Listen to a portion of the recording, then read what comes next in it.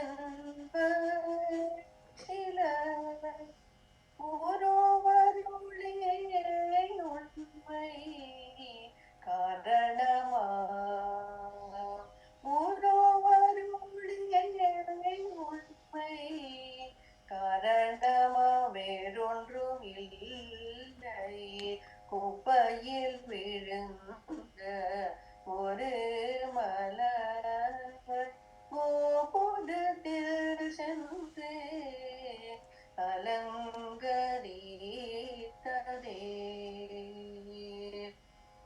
Gopika Jeevana Smaranam Govinda Govinda Sadgurunath Maharaj Ki Jai. It's a very beautiful song by our Gurunatha. Kuppaiyil, one flower has fallen in the kachada, in the trash on the road. In India, there's like all kind of stuff in the road itself. Suddenly one wind came, and that wind was so strong with the flower, and somehow the flower landed upon top of a temple dome. gOpuratthil senDru alankaritthadE. How did it happen? The wind, it just took it. And then, just like that, it happened. What is the wind? aruL perum kATrinAl. Guru Kripa only.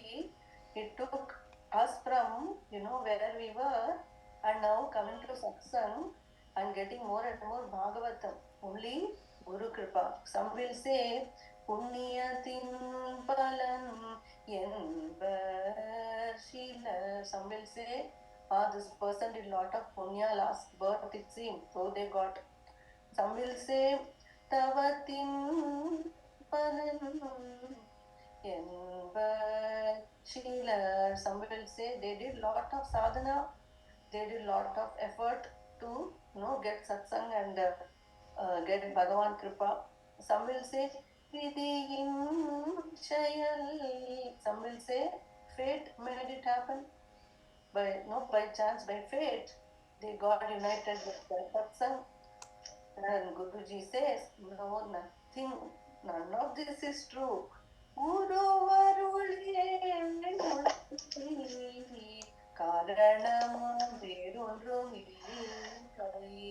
Guru Kripa.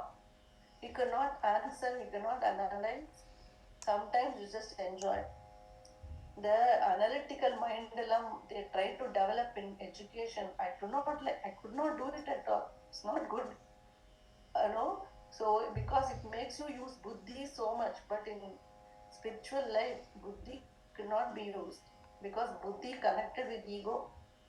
So we should use limited only. For me, I will tell myself, I don't know about you, but so an analysis panna we cannot understand Bhagavan and Kripa. Kripa is Kripa. Just Guru's grace. Just enjoy and have gratitude for it. That's all we can do. Kripa we get because, and so we show gratitude. Do not analyze. Do not try to make sense, because it's none of those. No punya will get it. No sadhana effort will get it. No, it's not just act of faith. It is not. It is only Guru Kripa. So very beautiful song. This chapter is very relevant for that, because it's very technical chapter, as we have seen, and it is very long one. So I'm going to just give a highlight of the meaning, and then Narada is telling this Upadesha to Prachina Barhis. So Prachina Barhis is the father of Prachedas. We saw Prachedas is the one who went to do tapas, and Lord Shiva gave Upadesha rudra-gītaṁ, right? So that is over there. And then Narada comes back to Prachina Barhis, the father of Prachedas. Narada's his job is to make everyone wake up and attain Krishna. This is Narada's work. So he is coming to their father, Prachina Barhis. And Prachina Barhis is a very ritualistic person. We are all trained to do work, but the work itself is not the end. We want to do more, etc. But the work is not the end. Work is not going to get Bhagavan. So Narada, at some point, we will all realize this. And then we will say work is only to get the Bhagavan. But after getting Bhagavan, the work will be, you'll be working, working, but the work is for the benefit of others. They work without you having any sense of ego. So initially the Karma Kanda in the Veda will tell, do this puja, do that puja, do shower 3 times a day, and do upavasa, do offering, do dana. All these are there first to make our mind less and more and more filled with activities of Bhagavan. So the ego is slowly getting cut. At the end, the ego should be cut out, and then we work. Then we work for benefit of world without ego for others. Other than Vrindavan Gopis are like that. Our Gurunada, our Mahants are like that. So this Bhakti Marga, after attaining Bhagavan, Bhakti doesn't stop. Bhakti keeps going. Jnana Marga, they will say, I got Jnana, that is it, no more Jnana sadhana needed. But Bhakti Marga, we do work. But people, Rishi like Narada will come and give Upadesha to say, you have done all this karma, so for those get result. Action will have result, right? If you are doing with ego, every action will have reaction. So Prachina Bali has done lot of yagas. For the yaga, you have to have animal offering those days. So he has killed animals. Now he says, see, those animals are waiting in the sky to take revenge. So it is now time to stop all the work for the sake of work, but now do little bit of introspection and try to understand why this work and what is the purpose. So Narada came to give Upadesha. Prachina Bhagis is telling, people like me, we are, going round and round in this world of doing and doing. We are not able to be in our true Swarupa. So please enlighten me. Prachina Bhagis is asking. And he's saying we are wandering aimlessly in this path of samsara, and we are attached to this domestic life, and we consider my wife, my husband, my children, this is my possessions, these are all my people. We think this is the end. It is not so. It is not so. So you only please guide me. Prachina Bhari is telling, why are wandering again and again in the same way? Next Janma, another family, then we get attached to that and we keep doing everything for that. And then again it's over, another. So that is not the end, because the end is to reach Bhagavan. Dharma, Artha, Kama, but the goal is moksha. So when Prachina Bhari asked, Narada is telling, I shall tell you a story to illustrate with example. This story is called Puranjana Upakhyanam. Puranjana is a king, a person in life like you and me. And the main thing we already saw last week is he has a friend who he doesn't know, and what that friend does, nobody knows, but the friend is always with him.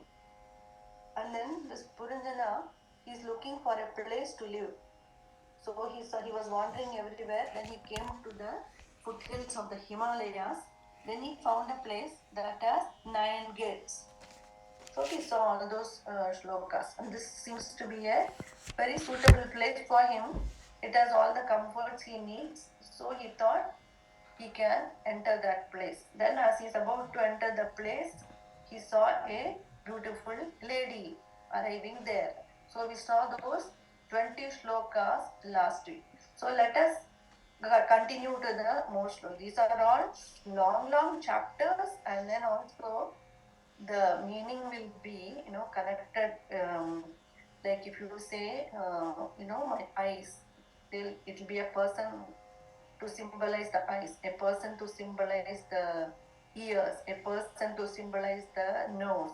Like that, the story will tell how each person pulled Puranjana to do work, and then he got caught in that work again and again and went in a spiral, and then he forgot who he was. That's kind of like the high level story. So today let us review from those shlokas from number 7. Narada Uvacha. So the first shloka is Maitreya Uvacha. Iti sandishya Bhagavan बार्हिषदैरभिपूजितः पश्यतां राजा-पुत्रāṇाम् तत्रैवान्तर्दधे हरः rudra-gītaṁ भगवदः स्तोत्रं सर्वे प्रचेतसः जपन्दस्ते तपस्ते पुः वर्षाणाम् अयुधं जले. Then number 7. Narada Uvacha भो भोः प्रजापते राजन् पशून् पश्य त्वयाध्वरे संज्ञापिता जीवसङ्गान् निर्गृहेण सहस्रशः एते त्वं सम्प्रतीक्षन्ते स्मरन्तो वैशसं तव सम्परेतमयकूटैः छिन्दन्ति उत्थितमन्यवः. एते त्वं सम्प्रतीक्षन्ते स्मरन्तो वैशसं तव सम्परेतम् अयकूटैः छिन्दन्ति उत्थितमन्यवः. अत्र ते कथयिष्येमो इतिहासं पुरातनं पुरञ्जनस्य चरितं निबोध गददो मम. आसीत् पुरञ्जनो नाम राजा राजन् बृहच्छ्रवाः तस्या विज्ञातनामासीत् सखा विज्ञातचेष्टितः. Friend, and he doesn't know what the friend does, but he's always there with him. He doesn't know him. So that is the next step. Sonveshamanah sharanam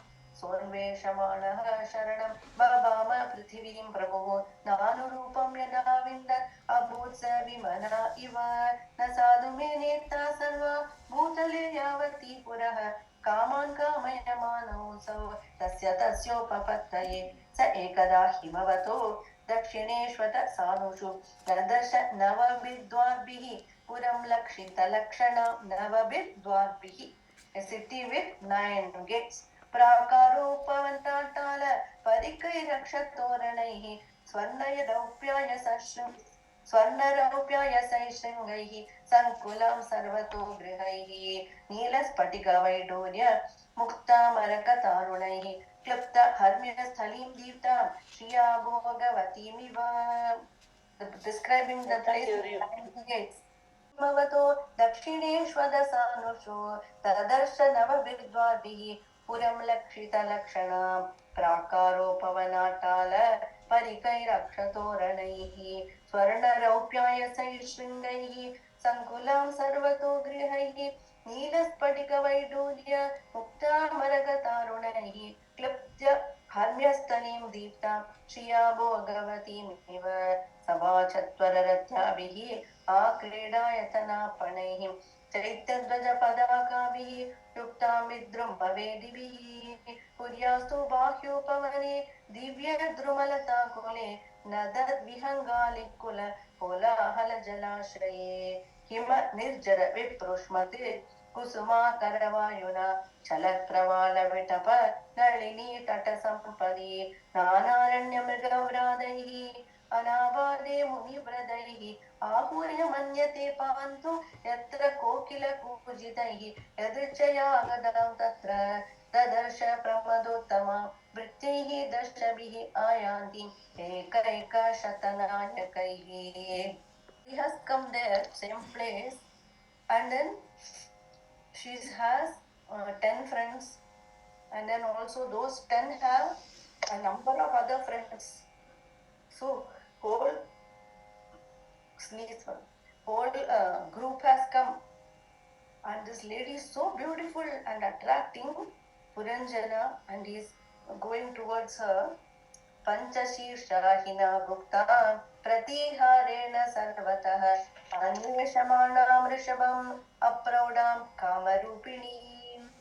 पञ्चशीर्षाहिना गुप्ता प्रतिहारेण सर्वतः अन्वेषमाणां वृषभम् अप्रौढां कामरूपिणीं सुनासां सुदतीं बालां सुकपोलां वराननां समविन्यस्तकर्णाभ्यां बिभ्रतीं कुण्डलश्रियम्.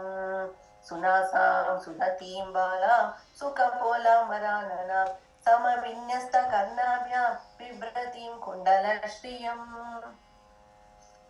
Yadrichaya, she came yadrichaya. She came just by chance. Tatra dadarsha pramadottamam vrittihi dashabihi. She has 10 friends, 10 aides. Ayantim ekaika shatanayakai. And all these 10 have each of their own. Another 10 you can add. And then there is another person with 5 heads. Panchashishahina Guptam Pratiharena Sarva. These are important numbers to remember. And then that person is always with her as though to protect her like a bodyguard.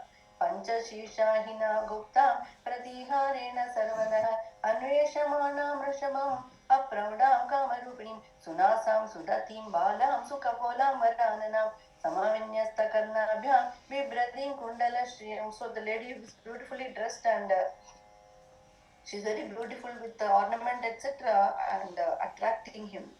Vishanganivim Sushronim Shyamam Kanakame Padbhyam Kuladbhyam Shaladim Nupuraihi Devatamiva Vishanganivim Sushronim Shyamam Kanakame Padbhyam Kuladbhyam Shaladim Nupuraihi Devatamiva Stanau Vyanjita Kaishorau Samavrittam Nirandarau Astrantena Nigohantim Ridaya Gadagaminim Stanau Vyanjita Kaishorau Samavrittam Nirandarau Astrantena Nigohantim Ridaya Jagamini.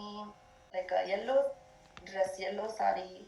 She has like a blue color, figure, blue complexion. She's looking beautiful with lovely limbs, like a goddess she's looking. Devatamiva. So, we'll see the connection later. So, Stanovyanjita Kaishorau Samavrittam Nirandarau Astrantena Nigohandi Amridaya Gajagaminim. She's walking with beautiful gait. She's walking and attracting. Tamaha Lalitam Viraha Savrita Smita Shobhana Snigdena Apanga Pungena Sprishtaha Premod Brahmad Bhruva. Tamaha Lalitam Viraha Savrita Smita Shobhana Snigdena Apanga Punkena Sprishtaha Premod Brahmad Bhruva. Katvam Kanjapala Shakshi Kasya Siha Kutasati Ima Upapurim Bhiru Kim Chikishasi Shamsame. Katvam Kanjapala Shakshi Kasya Siha Kutasati Ima Upapurim Bhiru Kim Chikishasi Shamsame.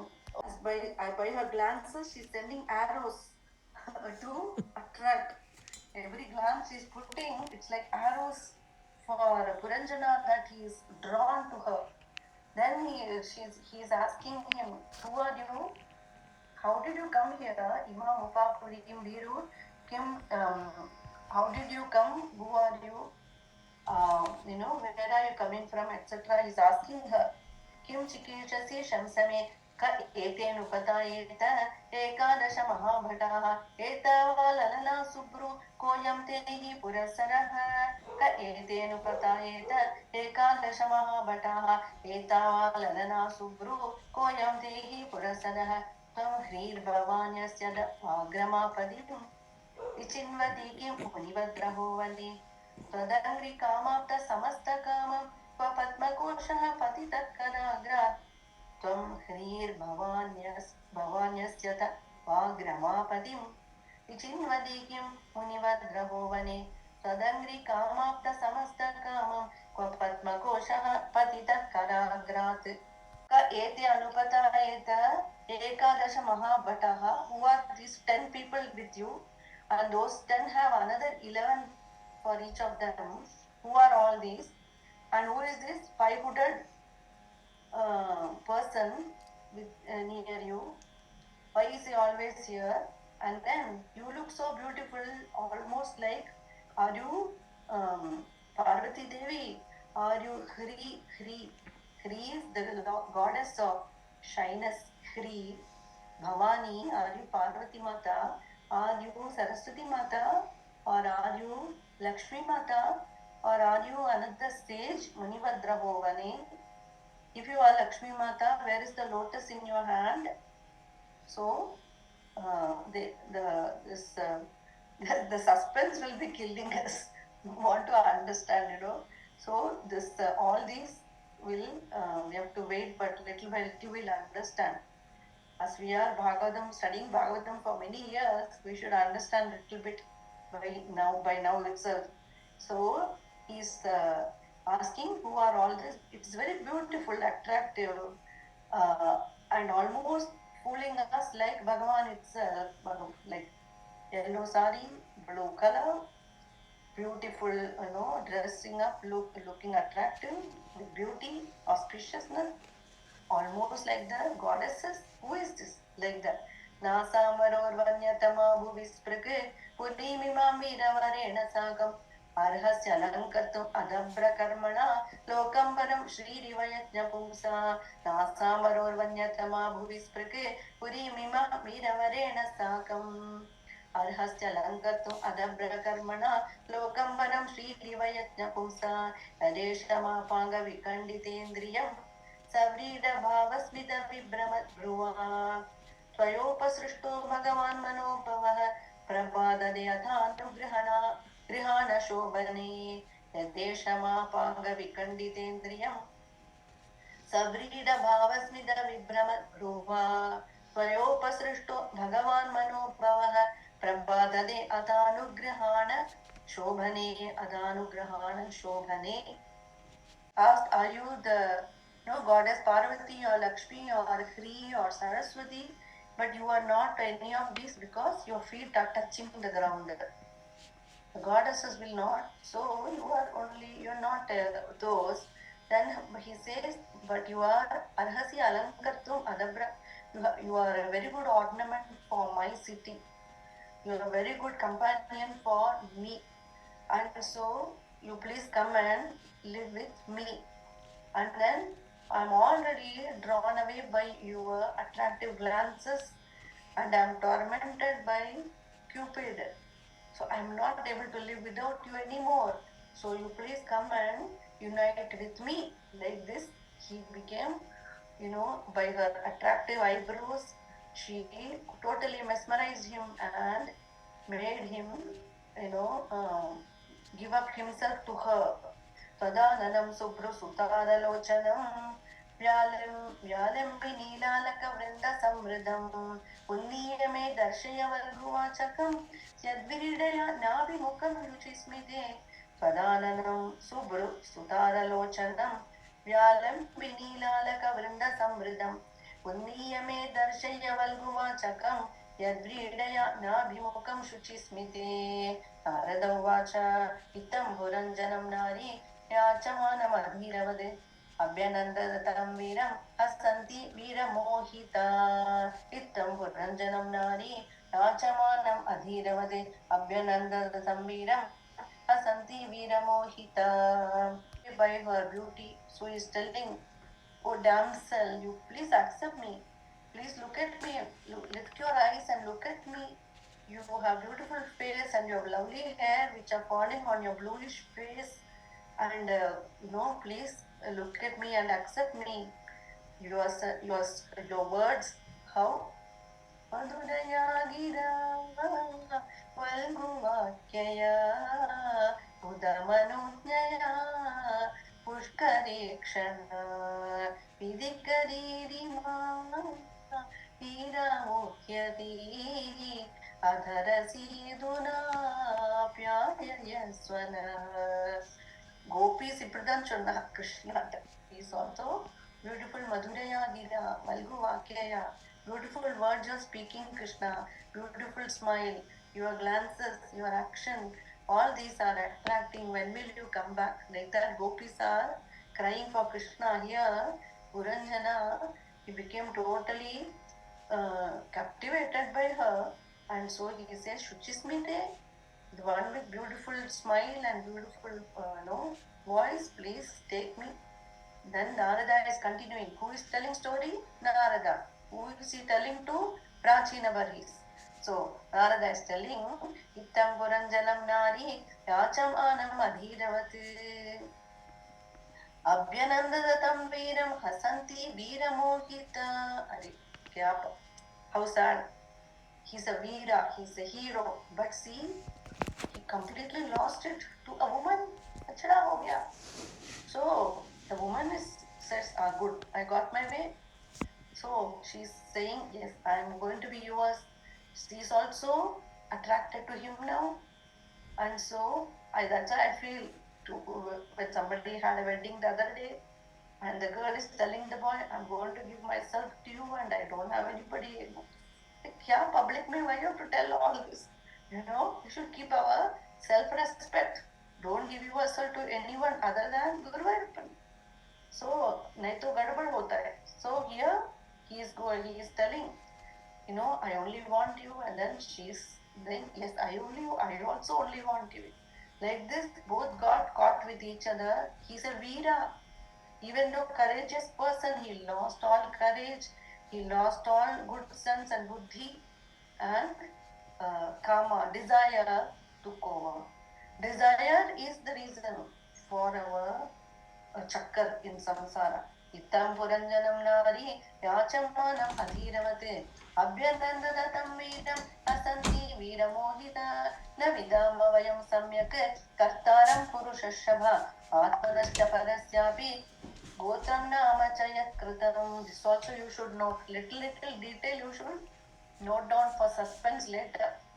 Nama na vidamavayam samyak कर्तारं पुरुषशभ आत्मनश्च परस्यापि गोत्रं नाम च यत्कृतम् इहाद्य सन्दमात्मानं विदामन ततः परं येनेयं निर्मिता वीर पुरी शरणमात्मनः इहाद्य सन्दमात्मानं विदामन ततः परं येनेयं निर्मिता वीर पुरी शरणमात्मनः आत्मानं विदामन ततः परं येनेयं निर्मिता वीर पुरी शरणमात्मन न विदाम वयं सम्यक् कर्तारं पुरुषश्च आत्मनश्च परस्यापि गोत्रं नाम च यत्कृतं.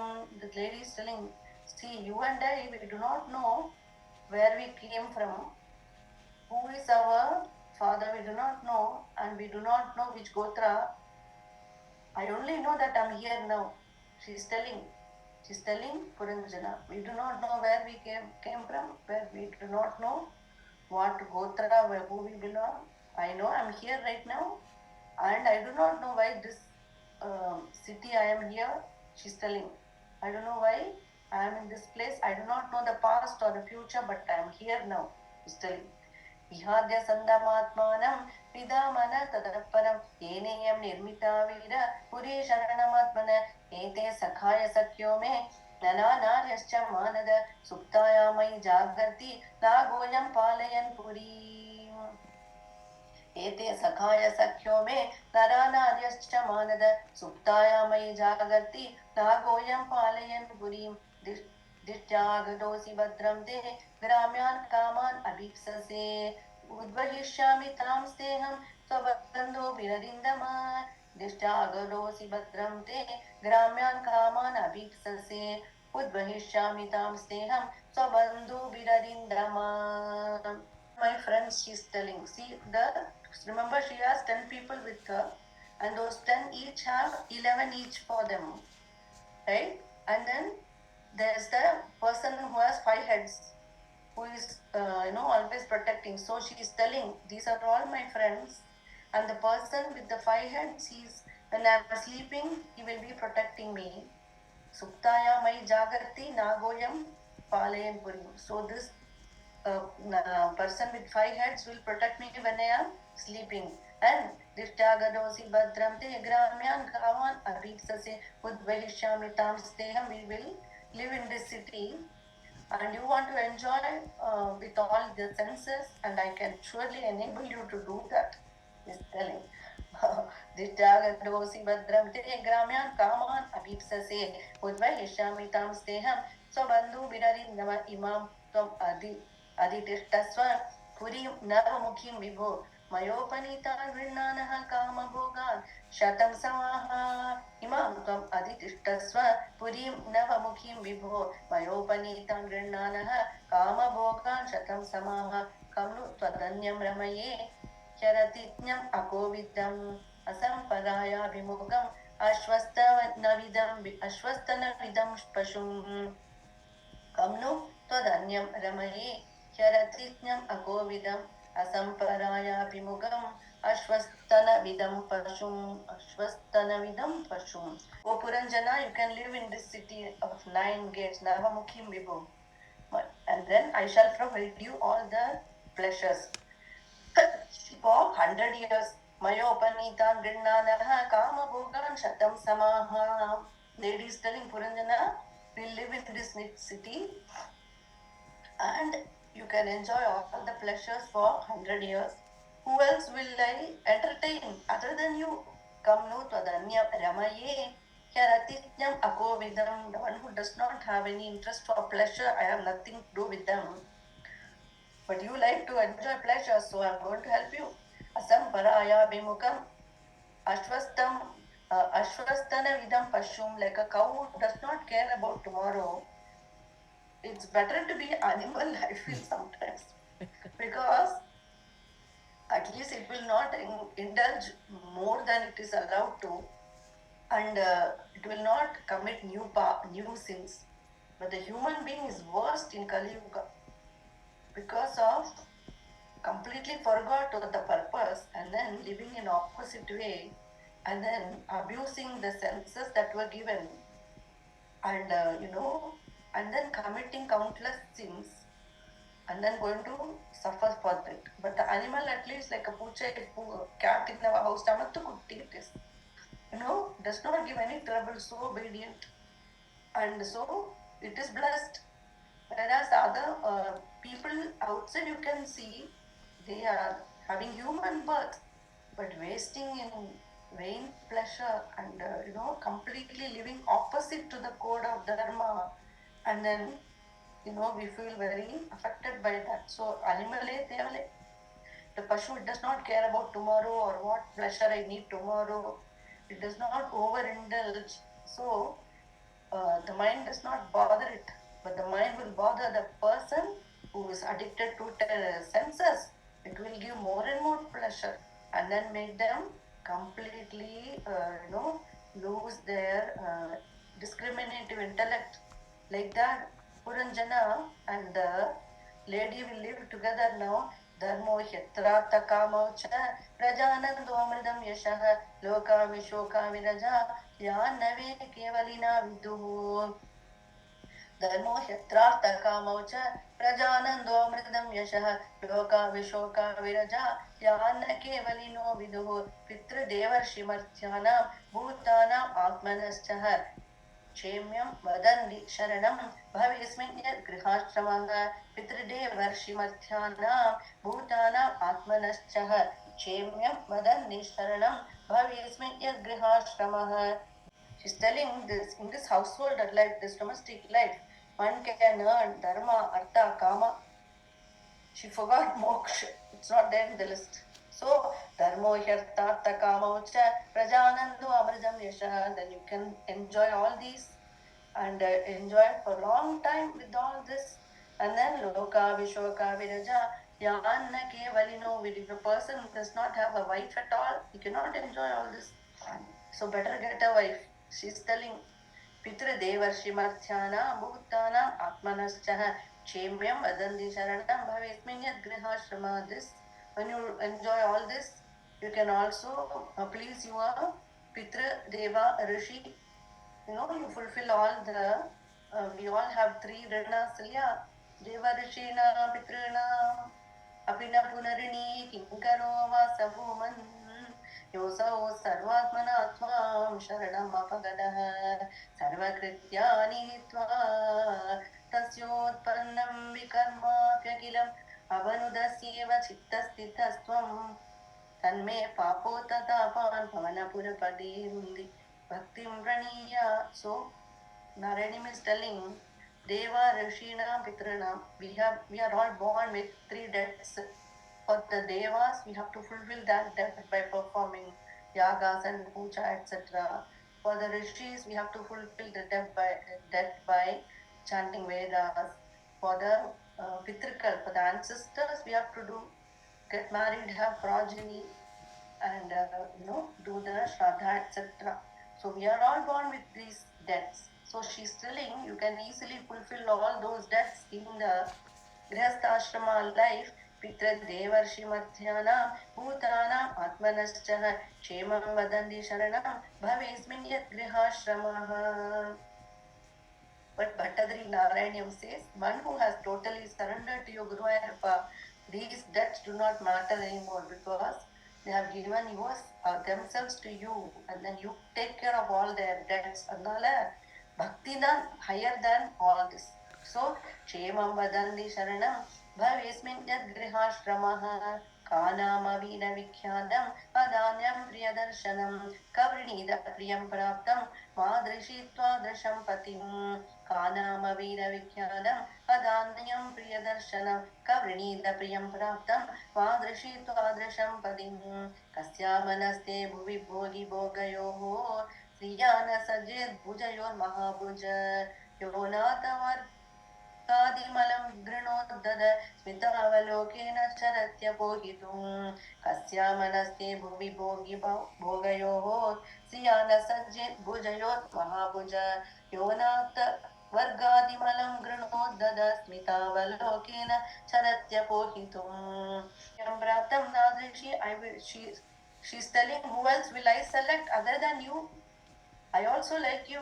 So she's saying, I am also going to be with you, and I am also attracted by your, long arms, your beauty, and your attractiveness, and your willingness to enjoy and, also influence other people. Okay, lot of hints we are getting. So she says you are a very good person and you are going to help others also. You are going to spread this. And so she's saying, I will take you, you take me, we are good for each other. Like this, Narada is telling, Narada uvacha iti tau dampati tatra samudya samayam mithaha tam pravishya purim rajan mumudate shatam samaha. This way, they both got together and lived happily for 100 years. Gopika Jivana Smaranam Govinda Govinda Sadgurunath Maharaj Ki Jai Tamadbhutam Balakam Ambuje Kshanam Chadurbhujam Shangagada Dyudayudam Srivatsalashala Shobhikaustubam Hidamaram Sandrapayoda Saubhagam महार्हवैडूर्यगिरीडकुण्डल विशापरिष्वक्तसहस्रकुण्डलं उद्दामकाञ्चङ्गदकङ्गनादिभिः विरोचमानं वसुदेवैक्षत कलिमलहरणं त्वां श्रुत्वा कैवल्यसुखप्रदं कृष्णप्रेमनिमग्नो राजा कृष्णपदाम्बुजमाप देवा जय जय भागवत जय जय भागवत देवा जय जय भागवत जय जय राधा कृष्ण स्वरूप जय जय भागवत देवा जय जय भागवत भागवत भगवान की जय श्रीमद् भागवत महापुराण की जय सद्गुरुनाथ महाराज की जय हरे राम राम राम हरे हरे हरे कृष्ण कृष्ण कृष्ण हरे हरे